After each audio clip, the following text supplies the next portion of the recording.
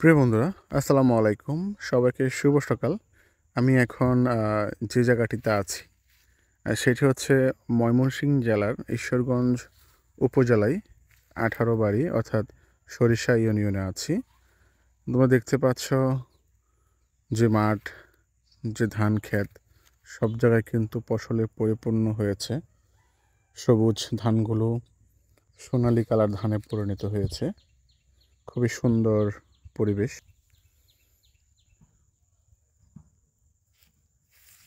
দেখতে পাচ্ছ আমি খুবই চমৎকার একটা জায়গায় দাঁড়িয়ে আছি। আর প্রকৃতির যে অপরূপ ভালোবাসা, সে ভালোবাসা আমি মুগ্ধ হয়ে দেখছি।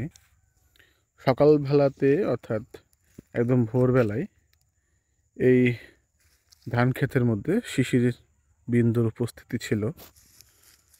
দেখতে পাচ্ছ আকাশটা একদম নীল হয়ে আছে এবং রাস্তার দুপাশ সোনালী ধানে পরিপূর্ণ।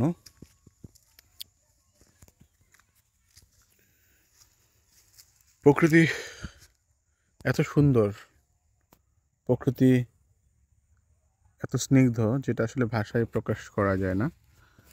এই যে বিস্তীর্ণ ধান ক্ষেত, মাঠের পর মাঠ, যতদূর চোখ যায় শুধু সোনালী ধানে ভরা। আমাদের এই দেশ শস্য শ্যামলার দেশ। আমাদের এই দেশ কৃষক প্রিয়, কৃষক বান্ধব দেশ। আমাদের এই প্রিয় বাংলাদেশ সকাল শুরু হয় যেমন স্নিগ্ধতা দিয়ে, তেমনি বিকালও শেষ হয় মুগ্ধতা দিয়ে। সুন্দর পরিবেশ, নিরিবিলি নির্জন, এবং সবচেয়ে মজার ব্যাপার হচ্ছে এখানকার এক একটা বাড়ি থেকে এক একটা বাড়ির দূরত্ব কিন্তু অনেক দূরে, এবং হচ্ছে তোমার আর নিজের মতো করে থাকা যায়, নিজের মতো করে ভাবা যায়। প্রাকৃতিক ট্রিটমেন্টের জন্য অর্থাৎ তোমার যে মেন্টাল যে স্যাটিসফ্যাকশন বা ডিপ্রেশনের জন্য কিন্তু সবচেয়ে বড় থেরাপি হচ্ছে কিন্তু এরকম গ্রাম, যেখানে প্রকৃতি থাকবে, তুমি থাকবে, আর সেগুলোকে উপভোগ করতে হবে। ঠিক আছে, আমি এখন যে জায়গাটিতে যাচ্ছি চারিদিকে শুধু সোনালী ধান, হালকা বাতাস আসছে, হালকা শীতের আমেজও আছে।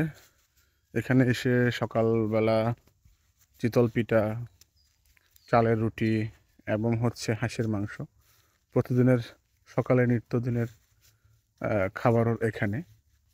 তো আর শীতকে যদি উপভোগ করতে চাও তাহলে হেমন্ত অথবা হেমন্তের শেষের দিকে, হ্যাঁ, তারপর শীতের ব্যাপারটা সবচেয়ে সুন্দর হচ্ছে গ্রামে। ছবির মতো সুন্দর, মনে হচ্ছে কোনো শিল্পী তার রং তুলে দিয়ে এঁকে দিয়ে গেছে এই চিত্র।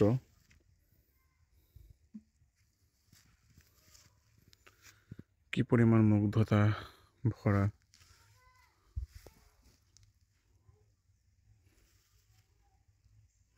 বলে শেষ করা যাবে না।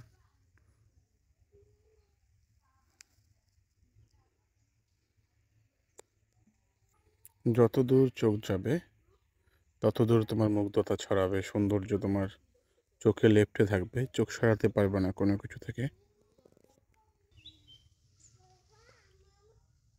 সুন্দর প্রকৃতি, খুবই মুগ্ধকর পরিস্থিতি।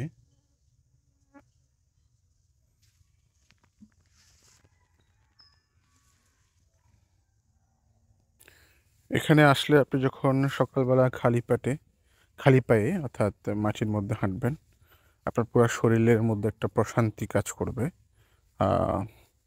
অর্থাৎ মাটির সাথে মানুষের যে সম্পর্ক, সেটা আপনি বুঝতে পারবেন যে আসলেই মাটির সংস্পর্শে মানুষ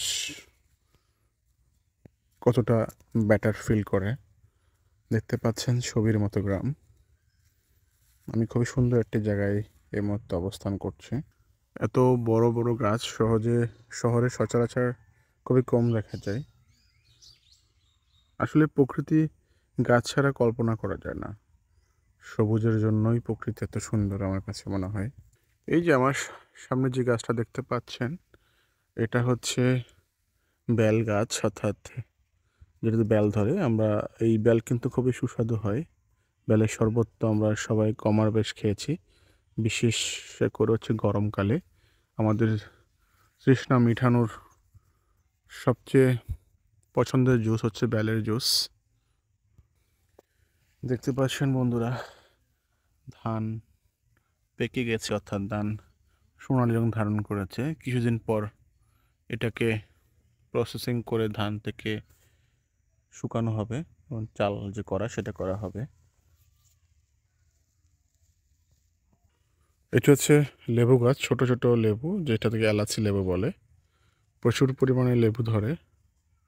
এটা হচ্ছে মেহেদি পাতা গাছ, অর্থাৎ অনেকে চুল পড়ার জন্য মাথায় দিয়ে থাকেন, অনেকে হাতে রং করার জন্য। বিশেষ করে ঈদের সময় হাতে আর্ট করা হয় এই মেহেদি পাতা দিয়ে। তাছাড়া এই মেহেদি পাতা নিয়ে একটা কবিতা আছে আমার খুব পছন্দের। মেহেদি পাতা দেখেছো নিশ্চয়ই, উপরে রক্তাক্ত, এরকম টাইপের একটা কবিতা আছে, যেটা আমার খুব পছন্দের। এটি হচ্ছে আমড়া গাছ। এমন বাড়ি কল্পনা করা যায় যেখানে একটা ধান ক্ষেতের মাঝখানে একটা বাড়ি থাকবে, চারপাশে ধান ক্ষেত থাকবে, ফুল ফলে ভরা থাকবে। শহরে আপনি কল্পনা করতে পারেন, আমি তো পারি না। কিন্তু এই গ্রামে দেখেন, এই বাড়ির চারপাশে হচ্ছে বিস্তীর্ণ ধান ক্ষেত, ফসলের জমি, আর ফুল ফলের গাছে ভরা। এই যে গাছটি দেখতে পাচ্ছেন, এটা হচ্ছে নিম পাতা গাছ, যেটা বাড়ির আশেপাশে থাকলে এটার বাতাস যতদূর যায় তত দূরে কিন্তু আপনার রোগবালা কম হয়। এই নিম পাতা অনেকে অ্যালার্জির জন্য ব্যবহার করে থাকেন, অনেকে এটাকে পাতা শুকিয়ে গুঁড়ি করে বড়ি বানিয়ে খেয়ে থাকেন। এটা অনেক অনেক রোগের কাজ করে। বাড়ির পিছনের দিকটাতে আসলে দেখতে পাচ্ছেন এখানে কলা বাগান আছে। ধুন্দুল চাষ হচ্ছে আসলে। ধুন্দুল যেটা আমরা বাজারে খেয়ে থাকি, বাজার থেকে নিয়ে খেয়ে থাকি। এই যে দেখতে পাচ্ছেন ধুন্দুল ধরে আছে এখনো এখান থেকে। অর্থাৎ গ্রামে আপনার একটা বাড়ি থাকলে আপনি আপনার দৈনন্দিন যে চাহিদাগুলো সেগুলো আপনি কিন্তু, অর্থাৎ খাওয়ার সবজির ক্ষেত্রে আর কি, সেগুলো আপনি নিজেই চাষ করে আশেপাশ থেকে করে নিতে পারেন, কিছু অংশ হয়তো মেটাতে পারবেন। আর একটু কিছু দূর গেলে দেখেন এখানে আছে কলা, কলা ধরে আছে, ফুল আসছে মাত্র। তারপর আর একটু দূরে গিয়ে যদি আমি দেখাই, আমাদের সবার কম বেশ লাউ অনেক পছন্দ করে থাকি। দেখতে পাচ্ছেন বন্ধুরা, আমি এখন যে জায়গাটাতে আছি, যত দূর আপনার চোখ যাবে তত দূরে শুধু আপনি ধান আর ধান দেখতে পাবেন।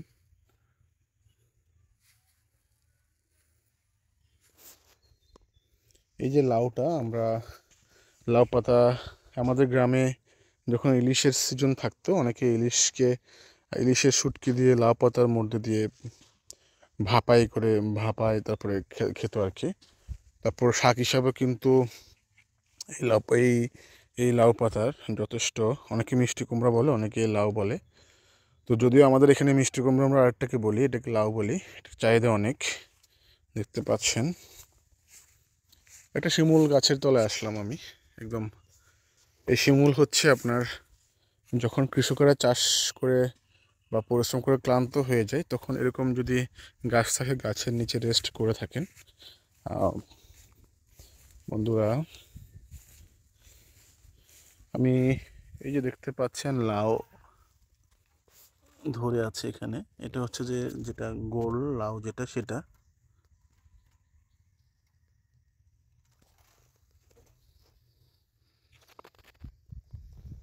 এই শিমুল গাছ দেখে আমার একটা গান মনে পড়ে গেল, অনেক পুরোনো দিনের গান, ও পলাশ ও শিমুল। খুবই চমৎকার গান, যারা শুনেন নাই শুনে আসতে পারেন। পুরোনো দিনের গান, গ্রামীণ পরিবেশ, গ্রামীণ প্রকৃতি, সব কিছুর মধ্যে যে মুগ্ধতা আছে সেটা আপনি 1000 টাকা দিয়ে কিনতে পারবেন না। দেখেন, প্রকৃতির জিনিস হচ্ছে প্রকৃতি। প্রাকৃতিক জিনিস আর আর্টিফিশিয়াল জিনিসের মধ্যে অনেক পার্থক্য। ঠিক আছে? কেন আজ এত আলো জ্বালিয়ে ওই দিকে দেখা যাচ্ছে কিনা দেখেন, এই যে এখানে ধরে আছে হচ্ছে লাউ।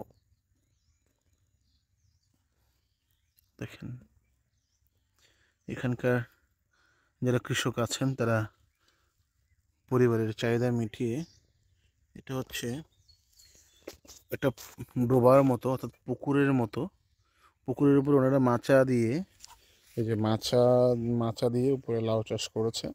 আর নিচে হচ্ছে যে আপনার যেগুলো বিলের মাছ আছে এখানে, যেমন কই মাছ, শিং মাছ, অন্যান্য যে মাছগুলো থাকে ওগুলো আছে এখানে।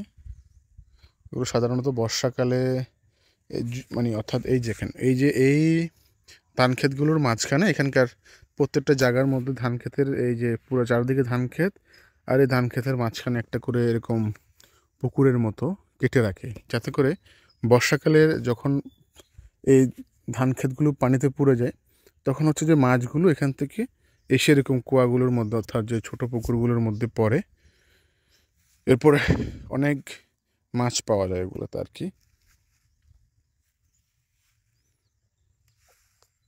এই যে ধুন্দুল ধরছে, কিছু কিছু জায়গায় ফুল আসছে, কিছু জায়গায় ধরে আছে, দেখতে পাচ্ছেন, আর ধরবে।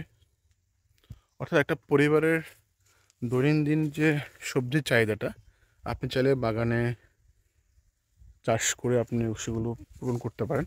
এটা হচ্ছে কচু গাছ, কচু শাক, এটা চোখের জন্য খুবই উপকারী একটা জিনিস।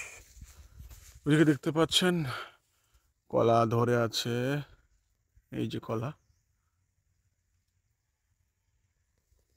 আর আমি এখন যে জায়গাটিতে দাঁড়িয়ে আছি দেখতে পাচ্ছেন খুবই সুন্দর নির্মল পরিবেশ।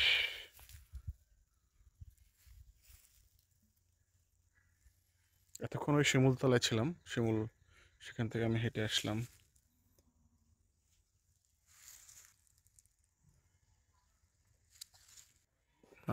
নারকেল গাছ, এই যে ডাব ধরে আছে গাছে আপনার।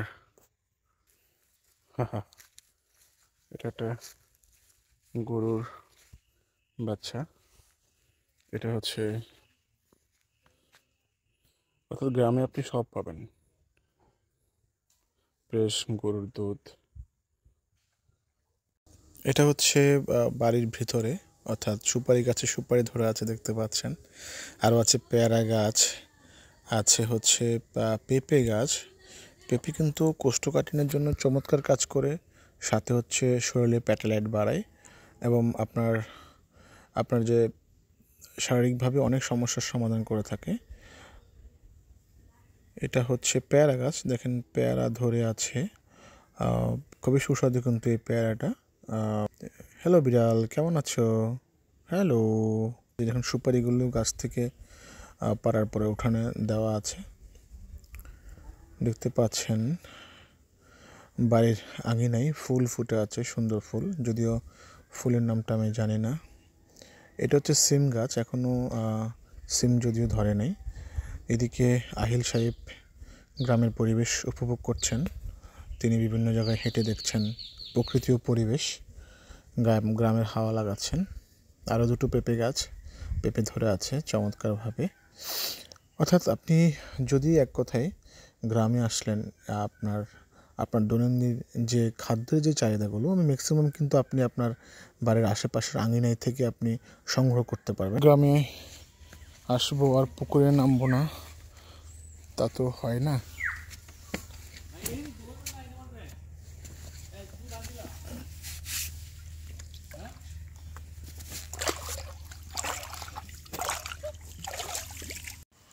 আমি এখন পুকুরের পাশ ঘেঁষে হাঁটছি, পাড় দিয়ে।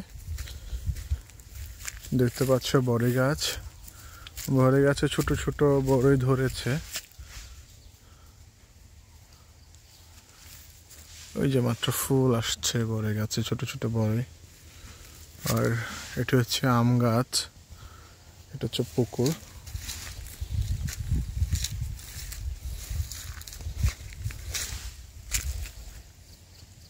এই গাছটাতে লেবু ধরে, লেবুটা কিন্তু কম ধরে, কিন্তু অনেক সুন্দর সুবাস আছে। আমি এখন এই যে হেঁটে যাচ্ছি।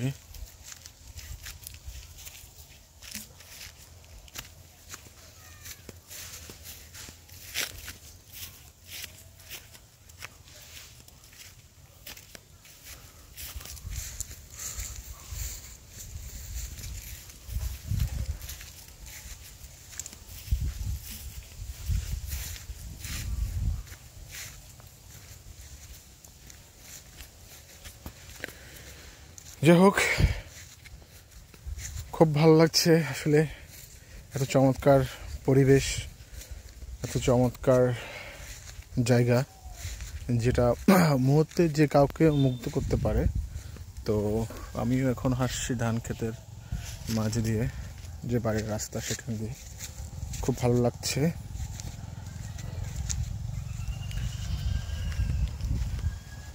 সুন্দর একটা বাতাস আছে, যেটা একদম শরীরের সাথে মিশে যাচ্ছে। সো দেখতে থাকো তোমরা।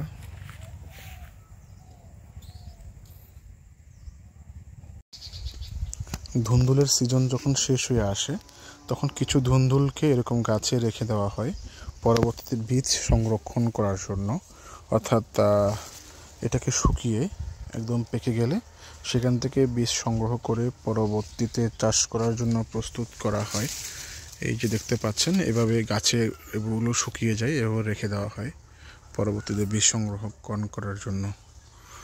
এটা দিয়ে আরও একটি কাজ করা যায়, সেটি হলো এটি যখন শুকিয়ে যায় একদম পুরোপুরি, সেখান থেকে বীজ সংগ্রহ করে, এটার ভিতরে একটা জালি আছে, এই জালিটাকে কিন্তু আমরা শরীরে মাজার জন্য ব্যবহার করতে পারি। এবং অনেক অ্যালার্জির ডাক্তাররা এটা সাজেস্ট করে থাকেন। এটা দিয়ে কিন্তু শরীরে মাজা যায়, অনেক দিন ব্যবহার করা যায়। বীজ সংরক্ষণ করার জন্য এগুলোকে গাছে রেখে দেওয়া হয়েছে, দেখতে পাচ্ছেন।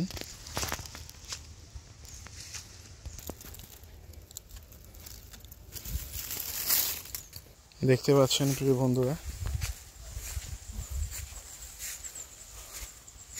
এদিকে আছে হচ্ছে আপনার আখ গাছ, অর্থাৎ আখ ধরে আছে। ঠিক আছে, আমি হচ্ছে এখন একটা আখ নিব।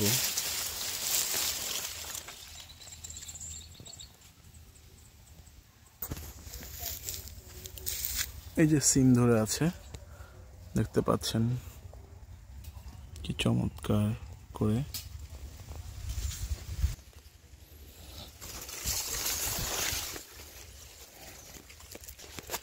প্রিয় বন্ধুরা, আমি একটা আখ নিলাম গাছ থেকে তুলে খাওয়ার জন্য।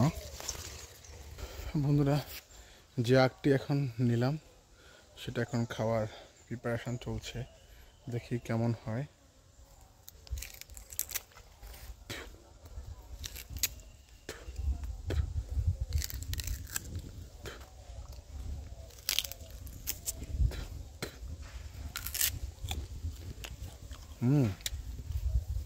খুব সুস্বাদু এবং মিষ্টি।